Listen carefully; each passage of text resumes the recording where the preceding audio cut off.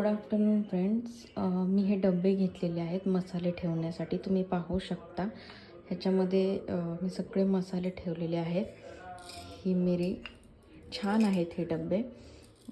Look पण ह्याचा खूप छान आहे. मिरी ठेवलेली आहे, ही लवंग आहे, ही इलायची आहे, तुम्ही पाहू शकता.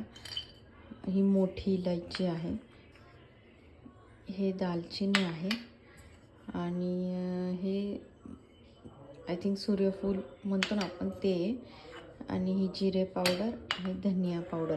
हे मी असे डबे मागवलेले आहेत. हे खूप छान वाटतात. लुक पण ह्याचा खूप छान आहे, तुम्ही पाहू शकता.